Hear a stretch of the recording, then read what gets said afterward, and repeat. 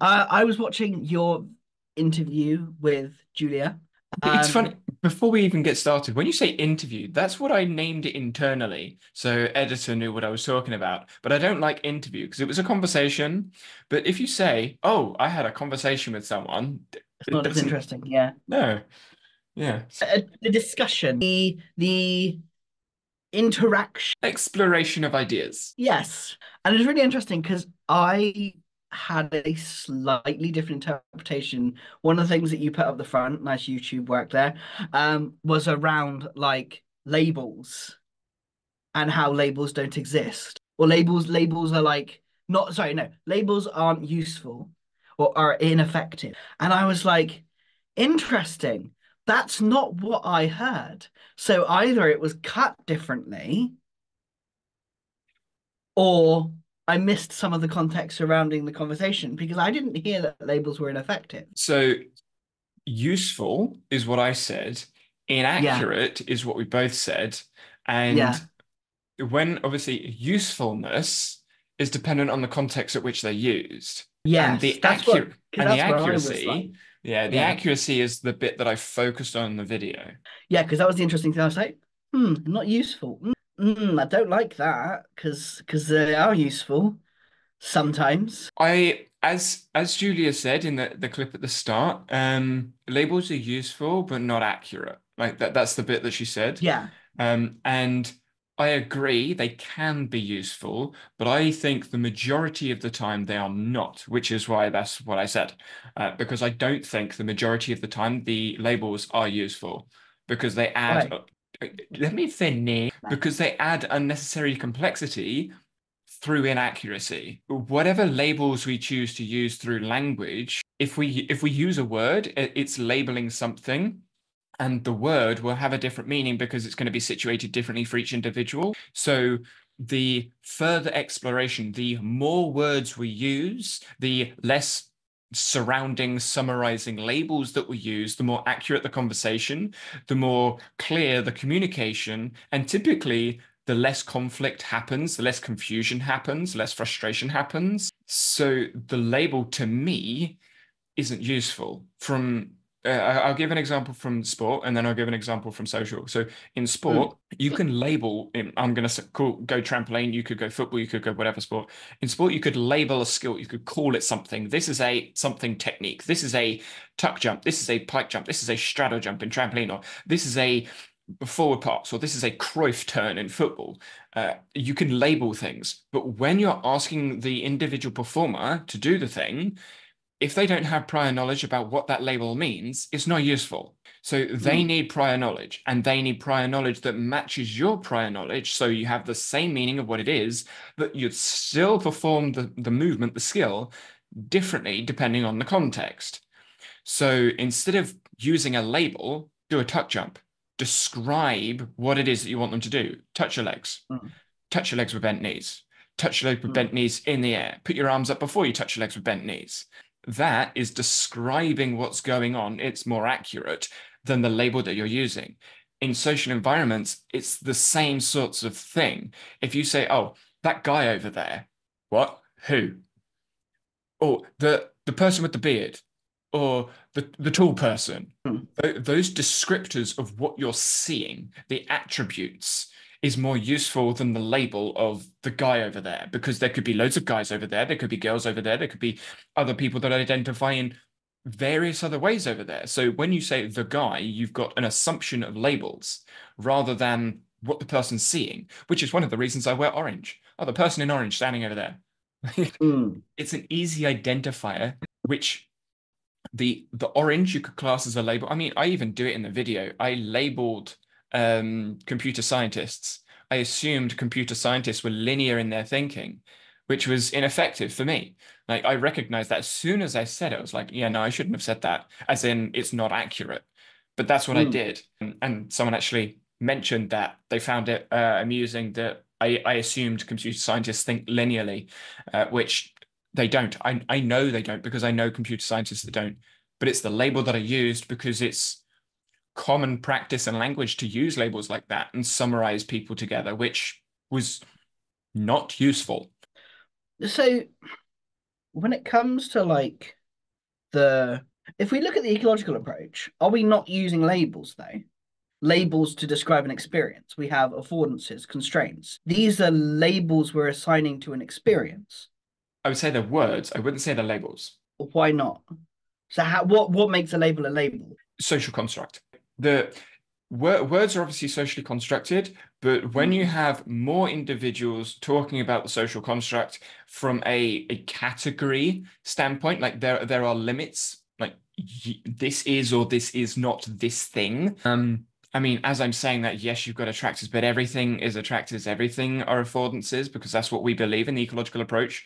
That's what they Yeah, are. So there's not a that's not an affordance. It's does that describe what affordances are? Whereas you can say that's not a glass, that's not a table, that's not a chair. It's sittable. it's the Affordance. binary of it. So a label is a binary. Yes, there are more binaries to a socially constructed label that we would use to communicate with other people. Interesting. That's the way, or that's the meaning I have behind it. Everyone's meaning is obviously different Hmm. because words are situated within individuals, and we could argue, as I think I mentioned in the video, that I think words are affordances or a type of affordance.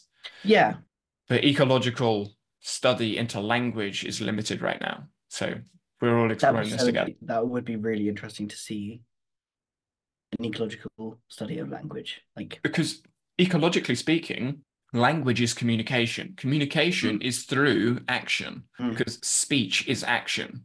yeah, that would be so interesting to see how that is.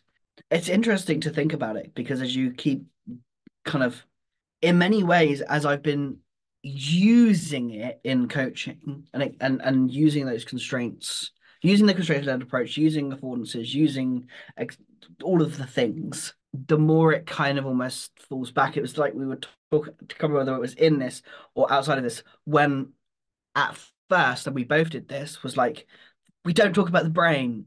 The brain is bad. And I actually think in the session it was spoken about, Julia was like, oh, just a little bit like just a little retraction whenever it's mentioned, oh, my brain doesn't work, Mm. etc., etc., etc. And it's interesting to see as I continue moving, instead of thinking, oh, the brain, don't talk about the brain like that. The brain is not, it's not in the brain. Let's step away from that. It's moved away to be more of a, okay, cool. So yes, the brain's there, but and let's see what if. And since shifting the language that way, it's been easier to engage in the conversation with people of like, what if? So I was speaking with David, and there's a video coming out soon as well. David Farrock, who did a paper about flow, and he said something similar when we discuss memory, remembering, perceiving, acting, is that if you say to someone, "Oh no, we don't have a memory," that's huge. That's a massive jump. Like that's Yeah. just destroyed most people's understanding of how we learn, and how we think. So that's a massive jump. Whereas instead of saying, "Oh no, we don't have a memory," we could say we think about memory differently. And it's similar to the brain. The brain, if we say, "Oh, the brain doesn't do that," or "It's not the brain that does that," that's a huge jump. So instead of, "Oh no, the brain doesn't do that," we think about the brain's like contribution differently, the brain's action towards doing things differently. So instead of it being the brain as the focus point, the brain as the central point, the brain is still involved, but not as much as some other people believe. Yeah. Yeah. And again, I think that comes down to less of the labeling of the thing and the description of what it is that we're trying to talk about. So the brain being the label versus what we're describing. Yeah, because when people say, "Oh, yeah, my brain does this and my brain does that," they're using the word brain as a label to summarize actions. But those actions, those processes, we as ecological psychologists would believe happen with other parts, i.e., the body and the relationship between the human, the organism, and the environment, and thinking about larger scales going backwards and forwards in time from whatever measured scale you've selected. There's more involved in potential causes than just the brain. And the label of the brain often doesn't allow for that. if we rephrase what we mean by the brain, then yes, but then I don't think the brain is an accurate label because the brain and the body and the relationship in the environment. And Yes. yeah, it's interesting because when you look at labels, especially in business, and you're thinking about the business labels and what you're doing, the marketing. I mean, even the word marketing is a label Mm. because it's just a conversation. You're just talking between multiple people. And so and one thing I found interesting as I've been exploring it with other business owners, it's like I find the meaning behind those labels quite fascinating.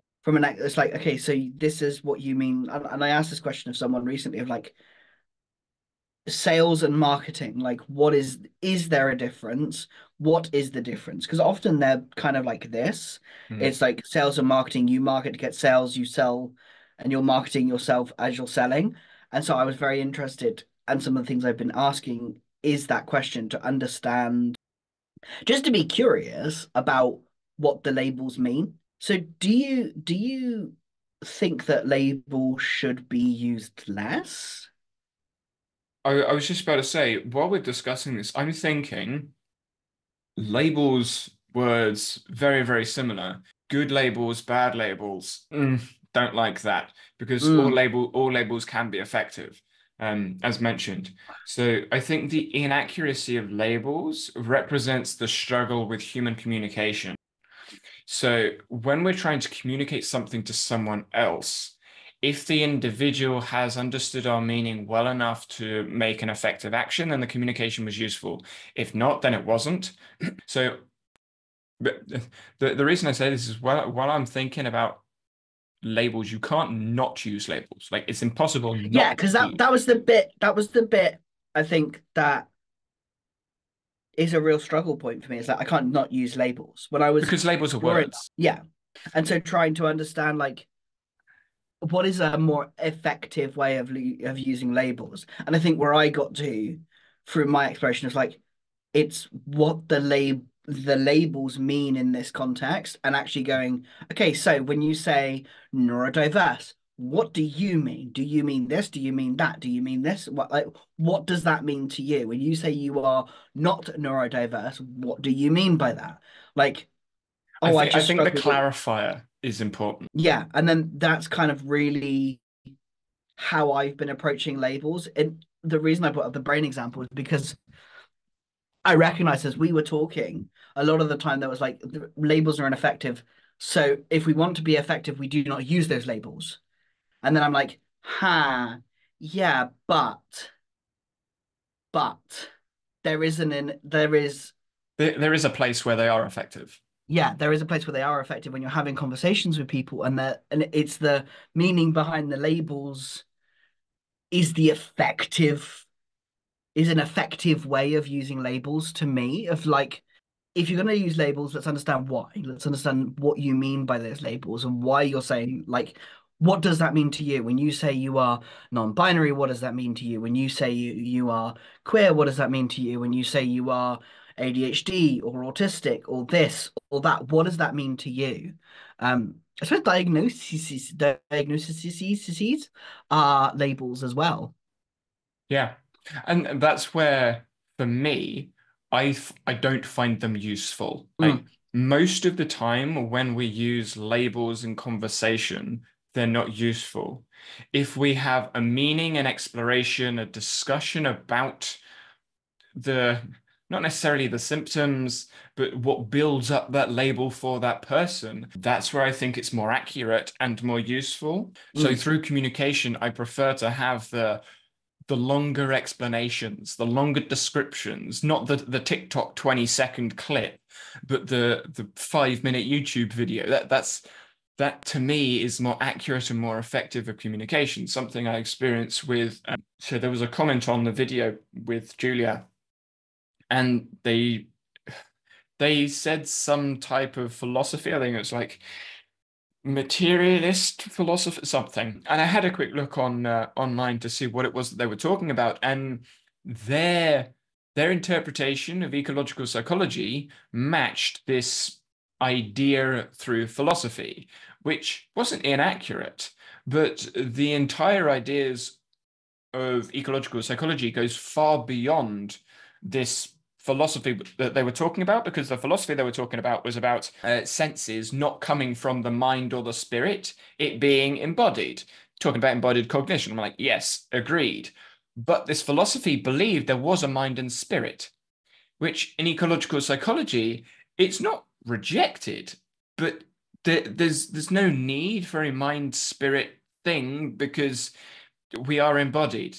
The mind would be the central executive, which is separated from the physical brain It thing. is quite literally this. Yeah, Ism. we have We are an organism environment. organism. We don't have a mind or a body. It is an organism. We are an organism. Let's just talk about us being an organism. And have I used that word too much yet? No, organism. Because it is more, it's funny because in daily language, trying to use the word organism is funny. Because people are like, well, what are Word. organisms? Yeah, it's a sciencey word, but it's a more accurate representation of What we are. we are and how we exist in the world. We are an organism that interacts with the environment and things that happen, and it interacts with us. Much like other organisms, like animals. So we're animals now. Oh, yeah. But that's one of those things, though, and this is why I don't like labels. I guess this is a good example. When people say, oh, humans are different. Well, yeah, we're different, but we're also very, very similar. Humans aren't animals. You're like, what do you mean by that? Humans aren't wild animals. Again, what do you mean by that? What does a wild human look like? What does a tamed human look like? What, what in the world are you talking about? Especially when you're talking about animals as well. Oh, that's a tamed animal. What do you mean by tamed animal? You mean it listens to commands? Well, what commands? Whose commands? Why does it do that? Or maybe it's just developed skills to survive. If it doesn't listen to an animal like a human that's going to kill it if it doesn't do X thing, then what is it doing? It's trying to survive. It's doing nature. Like, I want to survive and keep species going. If I do this thing, that other animal is going to kill me. Let's not do that thing. Is that now a domesticated animal? Is it a trained animal, or is it just doing what nature's asked it to do? Survive. In the wild, animals try and not die from predators, so it behaves in a way to not die to predators. And so when we're talking about meanings of words, human, what is a human? What do we mean by human? And again, this comes back to science, biology, how we classify species, speciation. What does it mean to be a human? What does it mean to be whatever animal? So the terminology is not. What about the self-actualization then? Because do other species self-actualize? Do they Do you like? know what I'm going to ask? Yeah, I know. What do you mean by I mean, I don't know what self? that means either. I What don't do you mean even. by self? Well, yeah, exactly. What do you mean by self? The organism. If the organism is aware of itself, which I believe all organisms are, that's how they function, then yes, there could be self-actualization. What that looks like for each organism will be different because of its action capabilities. Is an organism. So it's the action capabilities that it's not the organism itself, it's the action capabilities of that organism that influence what things look like or how they interact or go about the world. Well, behavior is impacted by an organism's action capabilities. Like I can't fly, I'm not a bird, so I can't self-actualize myself to fly because I Why don't have not? the action capabilities to No, fly. no, no, come on. Yes, you can. You just got to believe it. You got to manifest it. I guess it depends how you define fly. Falling in style I can do. Cool. Good. And stuff. Yeah, But exactly. Like, Buzz Lightyear reference. oh, that's so But funny. yeah, it's self-actualization for me is a way of trying to describe a person's ability to imagine what they could do. Can you imagine yourself doing something? Yes. Can you imagine yourself doing something that you are physically capable of doing and then performing the action? Well, yes. I would argue that's what perception and action is. Like you think about doing something before you do it because we perceive an act in a coupled relationship with the environment. So if that's how I want to describe self-actualization, then I would suggest that we are always doing it. Right now, I can think about raising my hand, and now I'm raising my hand. Is that self-actualization? Well, yeah. Hmm.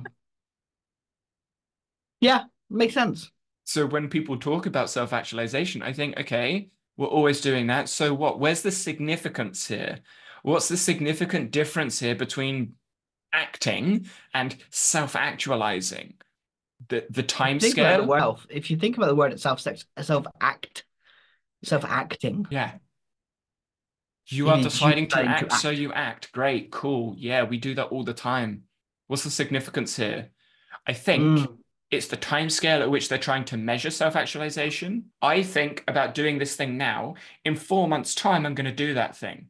But again, that assumes you've picked a time scale of now. This is when I'm actualizing. Well, no, it's you are perceiving and acting over various time scales. Ecologically, that's how we Because believe we perceive and act. the moment you start saying you're going to do something, you are thinking of you start to think about it. You are acting on it, just not physically. There is that you're Precisely. not actually doing the thing. It's not a physical doing, but it is a whatever you want to call it, because mental isn't quite right, but that's the label you could put on it. Yeah. And mental is what's used. Oh, yeah, you're mentally thinking about it. I would just remove the mentally bit and I would say you're thinking about it because you are.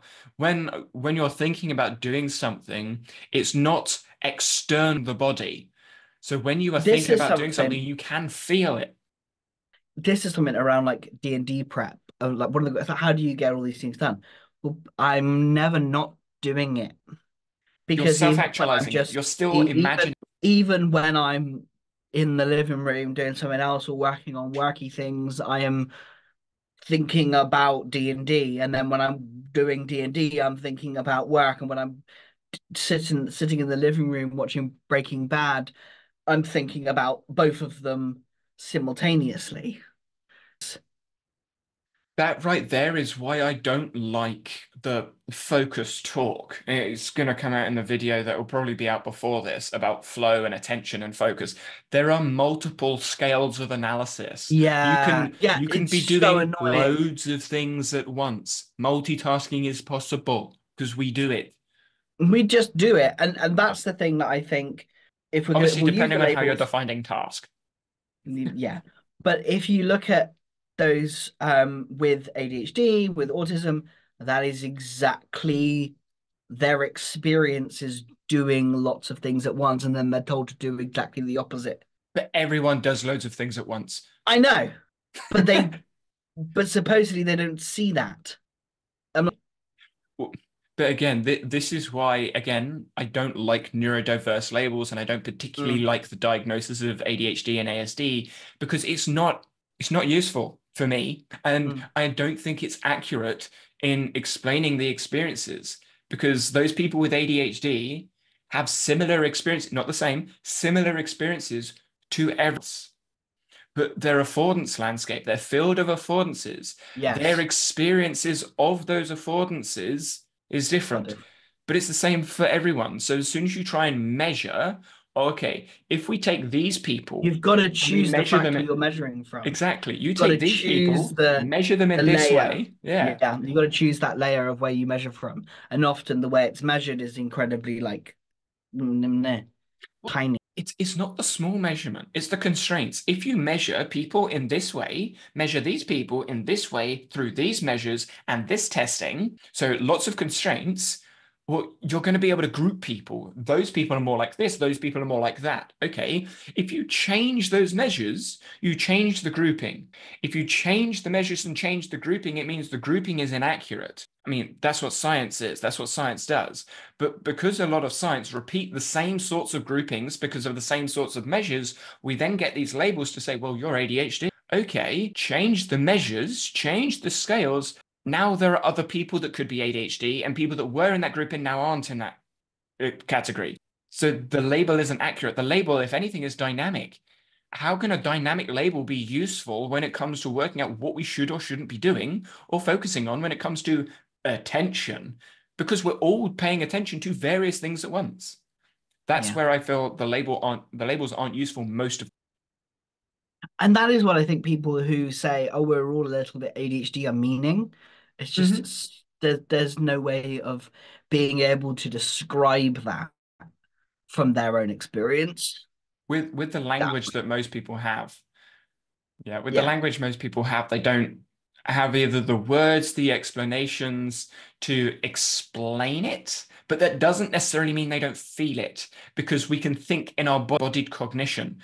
And the feeling, I think, is what a lot of, I'm going to be a little bit ageist here, but a lot of the older population are talking about. ADHD describe are very similar to the experiences those people have, but they don't have the language to say, oh, well, we are embodied organisms that are attending to various scales of measurement. That's not something that they're going to use in everyday language, but they can say, oh yeah, I'm thinking about loads of things at once too. But the person with ADHD then goes, oh, not the same as me. Well, not exactly the same, no, but they're still thinking about lots of things at once. Everyone is still getting stressed about the various things they're having to worry about. That's not unique to people with ADHD or autism. What is unique to them is their relationship to the affordances they are perceiving. But that's the same for the person that doesn't have the diagnosis of ADHD. And their perception of fear, stress, worry could be the same level, again, depending on how you measure it, as the person with ADHD. Mm.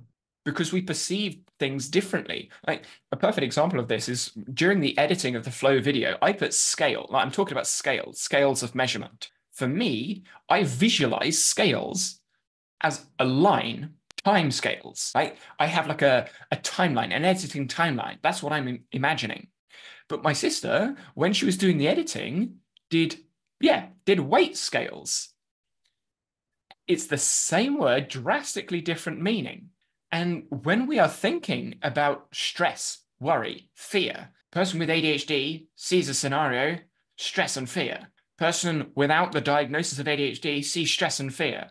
But the stress and fear are caused by multiple non-obvious dynamic variability in those causes. So there's loads of causes there which are going to be different. So it's not that the ADHD person is more stressed because of that environment. No, they're more stressed because of certain causes that they are perceiving. So everyone is a So little bit are there ADHD. any labels then, like diagnoses, that are useful?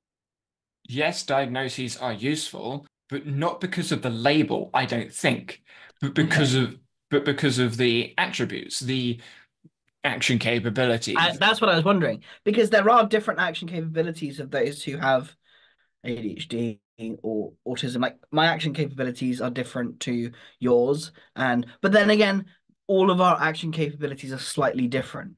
So Yes. I suppose it's the scale that you look at it at, and you have to figure out what that scale is, And that's what the which doctors are is trying to do. which is what the doctors are trying to do. They look. Versus just saying, these are our action capabilities. Let's explore what we can do within those action capabilities instead of trying to fix those action capabilities, which you can't do because they are your capabilities. Can't expect me to suddenly be able to see out of two eyes. It's just not going Precisely. to happen. I'm the same. I When think that is also what the neurodiverse community are trying to do, but they're using the label. Like my interpretation of like the community and the reason why I'm in it is because it is to be like, hey, we have these action capabilities that are different. Let's all respect our differing action capabilities. Because when I'm in the community with people who aren't all out there just yelling neurotypicals versus neurodiverse when we're actually talking about the different capabilities, it's about saying, hey, these are our capabilities. Can we please, think about everyone's action capabilities, whether you are or you are not? It's about considering those capabilities. But this is where my And problem is. yeah, The Everyone has different capabilities, and when we're talking about it, everyone accepts that. It's not the people in the neurodiverse community because I can speak with people that are fundamentally against the neurodiverse community and will fully embrace that we all have different capabilities. Some are more able than others in certain situations. So it's not that that's the discussion happening there. And when I like engage in those conversations with people that are in and out of the the topic, it comes down to what they're doing or what we should be doing. But what we should be doing will depend on the context that you're in. Mm, And what typically happens, those in the neurodiverse community will lean one way, and those outside of it will lean another way. The reasons why they lean in those directions is what should be discussed. And when you lean one way, you are including some but excluding others. So this comes back to like inclusion in whatever activity, business, social environments. If you're including people, you are also excluding people. So the neurodiverse community are including those that identify as neurodiverse, but are excluding those that mm, don't. So when people talk about neurodiversity, from my experience at least, they are very inclusive, but they are also very exclusive. But I don't think they embrace that as much. I don't think they embrace the, hey, go away, you're not one of us, because that's what they are doing. mm, I don't see that. Like for me, I felt excluded from neurodiverse communities because I'm not diagnosed. And I know a lot of people that also feel excluded. that's interesting. Because And that's a big difference because it's the whether same or thing, not, but it's looking at the same thing from a different lens. yeah, that's interesting because that's the exact opposite experience that I've had. Mhm. Now I am diagnosed, but often there is a on the edges of the communities, and I think also the social aspect is huge. That is a big thing because there are people who are very much you should not be here, you do not belong here. But it doesn't matter whether you're diagnosed or undiagnosed. At least from my own perspective, it isn't about like diagnoses. It's about looking at what you have in the environments that you're in and exploring that. So why do you need ADHD, autism, whatever? Why do you need any of those to be neurodiverse? Because if you're talking about the behaviors, the descriptive Yeah, behaviors, that's what everyone else is already talking about. Anyone that does inclusion work is talking about capabilities, action capabilities, and the behaviors of individuals. Everyone in maybe it's school different talks in about that sport than already. it. I No, don't see that. all of the teachers at teacher conferences, CPD, most of the teachers inside of the teaching profession want to be inclusive, want to engage everyone. How they do that is what the teacher talking is all Mm, about. And that's what they try and do. But they can only do so much with the constraints that yeah, they have. So they are trying to navigate that. When you have another group that says, you're doing it wrong, you need to do this, but they're not aware of all of the constraints the teachers are under, for example, or the coaches are under, yeah, then there's conflict because the teachers are going, we're trying to do that, but we can't because of all of these things. Or that doesn't make sense because that excludes all of these other students. If we cater for these two people here, we are now yeah, excluding the other 22. What would you prefer me do?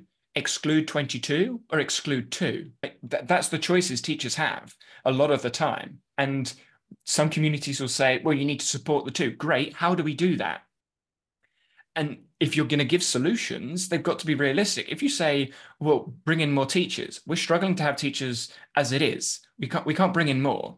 If you want to say, well, more facilities, where's the funding coming from? We don't have any more. mm, Like you can complain and argue, and yes, there should be more fair, etc., inclusion, blah, blah, blah. Great, yes, but how? The how is where the conversations need to be had, and they are trying to be had. But from my experience, at least, as soon as we start adding labels and creating groups and separating the conversation, you're now getting further and further away from a potential solution because you're just butting heads. And that's why I go to teacher conferences. yeah. I'm a sports coach and I butt heads a lot with teachers. But in order to get a solution moving forwards to get people included and active, we need to work together. That's why I go to the conferences. Yeah. That's why I would love to be in a neurodiverse community conference conversation and sharing my views, my thoughts. But I recognize I would be a contrarian. I would be the one out. I would be the one left out because I am different in the way that I think. My ideology is different. But if we're going to find solutions, we need to work on how we actually do the thing rather than talking about the theory and the ideology. How do we actually do this stuff? And that's the hard thing, isn't it? It's the But we can how. all talk about that. Oh yeah. So I guess as a question to you, like how do we, like if we were to pick something that was challenging at the moment, anything, how would we do that? That brainstorm it. What would you say is a struggle? I think there is the sensory piece. So from like incredibly loud noises, bright lights, all of that stuff is quite hard in many ways. And so it's definitely a society thing and Everything having is. the open yeah, but having that open dialogue, and I think that's the aim. It's not to constrain, it is to have an open dialogue around those things. So So what how do you we would mean? do that. So if we think about so for example, let's use my child as one of as an example. When it comes to him having loop earphones in, so the little things to help with, it's making that more okay. What makes it not okay Him being told to take them out. Got their from? headphones by teachers and by teachers saying you shouldn't have headphones in your ear. You shouldn't have that there. Take your headphones out. They're not headphones. They are to help me So do. question, Yeah. do the teachers understand that? Because teachers don't say to deaf people with hearing aids, take your hearing aid out. No, that's true. So that is, I think, the thing. It's more understanding is what's needed, and I think from my experience, Have the that is teachers been told great. that? Yes, And they're still asking person to yes. take their phones out. It's Yes, in his passport. It's available to him. It's in the passport. The information is there. being available is different from them being aware of it because And see, they've been told. yeah, yeah. And they No, are told. I'm just saying, like I know Yeah. as a person that was obviously hard of hearing in school, the teachers don't acknowledge that. They don't know what behaviors to do because of that. Yes. And something else, thinking about it from the teacher's perspective, is if other children don't know that and they see him wearing things in his ears and he's not deaf, they might think that it's earphones. And why can't they now wear earphones? Because if they are seeing someone else wear earphones, well, they can wear them too. So it's everyone understanding his situation. And from my experience, once everyone is aware of that situation, like socially, we know, okay, someone's got a hearing aid on, they're deaf, we know Yeah. we're not going to take the hearing aid out. So Yeah. it's everyone being aware of what it is. Like when you've got deafeners on, because people like it's too loud for some people. When you've got deafeners or ear blockers or whatever you want to call them on, people recognize that. We know Yeah. that. Like you see them out. Well, I do at least. You see them out, the children with like huge headphones on, just blanking things out. No one asks them to take it off. No one tells them off. No one stares at them or looks at them weirdly. I mean, maybe you get the, oh, they've got, okay, cool. And then they move on. Like, it's not a big deal made about it from what I've seen, at least, because it is aware. If the if the earphones look like earphones, people will assume they're earphones, not Yeah. something else. Yeah. So I guess from an outsider looking in, is there a way for those earphones to look less like just earphones? Because that would then assist the assumption that they are earphones and people are listening and he's listening to music. Yeah. I absolutely. There is ways of doing that. I'm just thinking because that might make it easier for those that don't know to understand. And that's Mm. thinking about affordances for others. Because you as an individual perceive the affordances differently. Your Yeah. affordances, because of your prior knowledge, you're looking at the earphone and going, oh, okay, that's helping them not hear as much. Other people are kind of going, well, they're listening to music because everyone's perceiving things differently. So if you can try and unify the perception through the invariance in the environment, invariance being the social context, that might make it a simpler experience. Interesting. Does that make sense? Yeah, no, it doesn't make sense. And I think that right there, what you're saying around bringing awareness is what I believe is why people talk about the labels. It isn't from a point of like, you shouldn't be, you are this person or aren't this person. It's a, this is my experience. And yeah, the labels could do with more explaining. I agree. We need to explain the experiences, not the labels. I agree. But I think that's the intention behind the conversations. So with the device example just a second ago, with the ear, what do you call them? And they're loops. That's the Loops. brand name. Oh, okay. Yeah, so with the loops, for me, when looking at a person that has deafeners, hearing aid, whatever, to me, I am looking at them going, okay, they have a situation, they have an experience with their hearing that's different from mine, right? That I wouldn't then say, okay, they are deaf or they are hard of hearing. If they've got Mm, a hearing aid or cochlear implant, then I can say, okay, they probably have less hearing than me. But if I look at my right ear and they've got a hearing aid in their right ear, we might actually have similar experiences. If they've got a cochlear implant, they've probably got a similar experience with my right side, but not with my left side. So my lived experience is going to be different. But with the loop, I have no idea mm. what that means. To me, I would, depending on obviously what it looks like, I would look at that and go, oh yeah, no, they're just listening to music. So I the think that is late, the intention. It's designed to be more discreet. I think that's the because I but mean that's here's a good example that I experienced literally recently is no one realized I have mhm. hearing aids in unless I tell people they don't know because they are so small you can't see them unless you're looking for them. Um, until recently that was the case.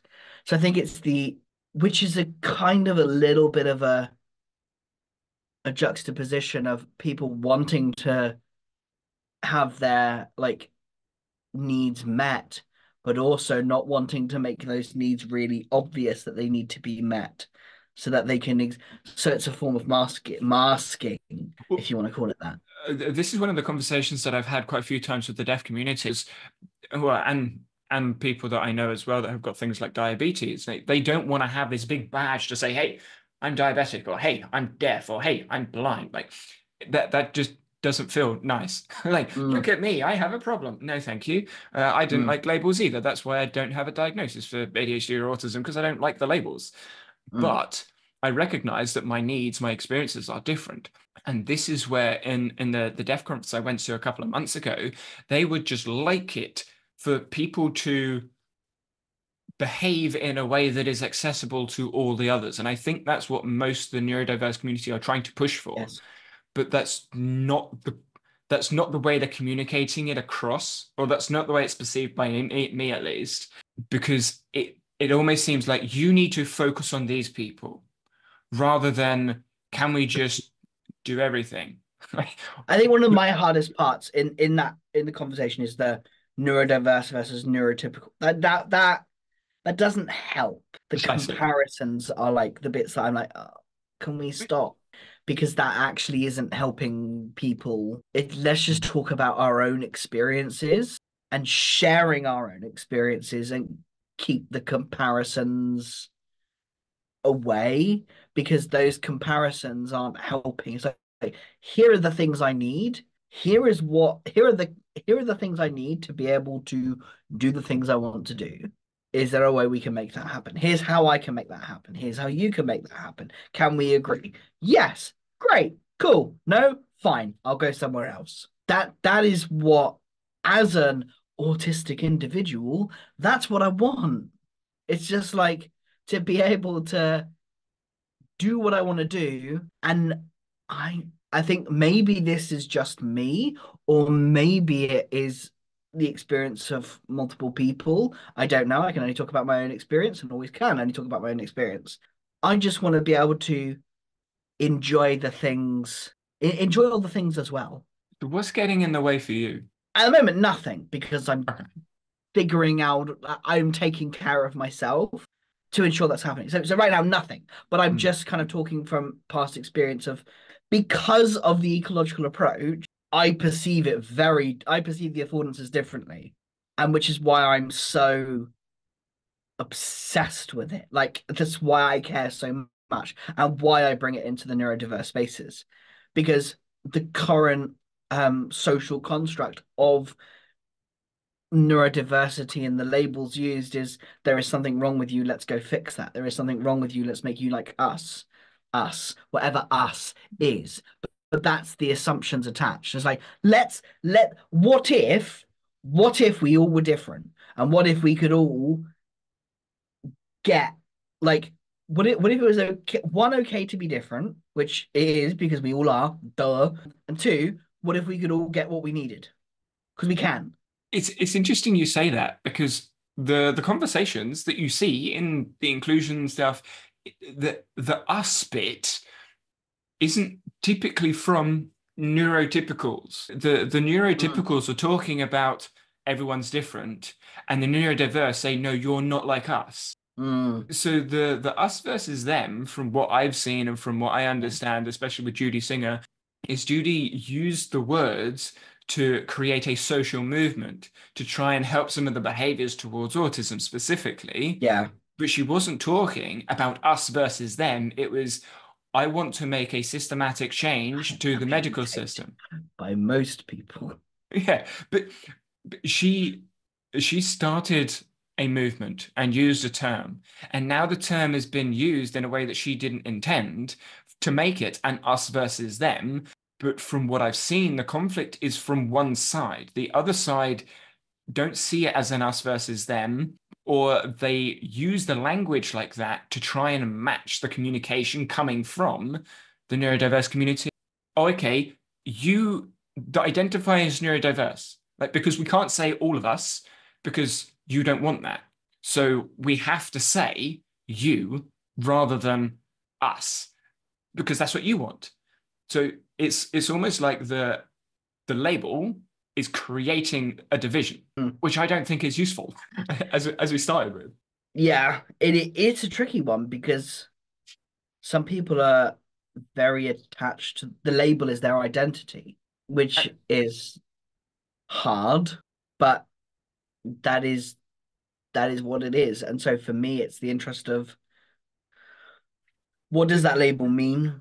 This is where the ecological approach, I think, is because we all, assuming the ecological approach is the way that we're going to describe this, assuming we are all embodied cognitive individuals, every person has feelings and will feel that we are all different with action capabilities. So everyone has an understanding of the ecological approach. And I think Yes. those that don't follow too tightly with cognitive psychology don't like they don't see the problems. And I feel like because of potentially because of the internet and the way ideas move forwards very quickly and they're accepted rather than challenged, like 10,000 hour, oh, we need to practice for 10,000. No, you completely lost all context there. And I feel that's happened a lot over the last 20, 30 years with social movements, especially with online discussions on social movements. It has moved away from more embodied cognitive practices, which the older population still embrace because they're not online as much, which is why when they hear these conversations, they're like, what are you talking about? We're all different, duh. And that's where I think I guess, ignorance is bliss in a way. Those in the older population, they haven't been drowned down by these oversimplified explanations of the way that we might be thinking. Oh, you need to focus on this. You need to do X, Y, Z. No, Yeah. just start something, figure it out as you go. Yeah. The old shit works, as it were. Yeah, and I think that is, I wonder whether that's actually what neurodiverse individuals or labels are fighting against. It's the cognitive approach. Well, yeah, when you look at all of the If we look at it like, hang on a minute, when you look at it all, we're not fighting against other humans, we're fighting against the cognitive approach. because the cognitive approach is not answering the questions we still have. I would say that they're fighting against the explanations through a cognitive lens because Yeah, the behaviors, when you actually look at the behaviors of people and not their explanations of the behaviors, they're ecologically yeah. valid. And this is one of the things that I'm actually going to be talking about in a video of some sort about the conference. So the CogSci conference, it was based in cognitive psychology. The explanations were through cognitive psychology, working memory, long-term memory, schemas, all that sort of stuff. Fine. But when you look at what the teachers were talking about doing, it Mm, didn't actually match what they were saying. Like mm-mm. they were using explanations of saying, oh, we're using prior knowledge and we're trying to reduce cognitive load so that the working memory. And then you ask them, oh, so what are you going to do in this situation? Oh, I'll probably make it harder. So you're going to increase cognitive load. Well, not too much, but you're going to increase it for that person, but not for that person. Well, yeah, I guess. So you're making it ecologically valid. Like when you ask the person what they're actually going to do, the behaviors that they're going to do, the things that teachers are going to set, not set, adjust for, the ecologically valid because they can recognize the affordances of other individuals or likely affordances of other individuals and action capabilities and educate the attention and intention of the learner. That is what they are doing, and they are Mm, trying to justify it with cognitive yeah, psychology. But when it doesn't quite work, they're like, "Oh, I don't know the theory of this," and that's what I heard teachers say. I don't know what the theory of this is, and I don't know how to explain this, or I don't know what the right words are. I don't know if this matches science, but, and then they do the thing. And mm, and then they do the thing is the behaviors that people have already always been doing. That's the ecologically valid behaviors because of our embodied cognition that we are aware of. So when I see the arguments, the conflicts is with the descriptions of the behaviors, not the behaviors themselves, most of the mm, time. And the behaviors themselves that we see, if you ask the person, why did you do that? There is often a valid reason. yeah, But the valid reason is because of their perception of the situation not matching the perception of someone else. Like the loops, that looks like earphones, they must be playing music. Perception is take that out, you need to be paying attention to me. You change that and say, okay, let's look at it from another view. Let's take another person's perspective. Let's explain this. Oh, okay, sorry. And I would imagine most teachers recognize that. If they don't recognize that, that's an issue with that person, not the society, not the system, that yeah, person. yeah. There's definitely problems with certain people. Yes. Yeah, yeah. So And I think there is that and risk of that's the taking it. training. That's the Yeah, training, that's the coaching, that's the professional development that in the sector we would want to push. And that's where I think the neurodiverse community would be better off spent putting their efforts. Let's try and develop teachers, educators, leaders, business owners to understand and be aware of these situations. Not, oh, you need to get X amount of people in your team with these different things. No, mm, that's not going to make a difference. I don't think it's going to make a difference. yeah, yeah. Agreed. Cool. Anything else you want to add? No. All right. And of course, anyone else listening, if you have your thoughts, share your thoughts and on X, Twitter, Facebook, Instagram, YouTube, whatever floats your boat. Wherever we'll find you, we will find you, and we will respond to you. Yes. Right. Bye, bye.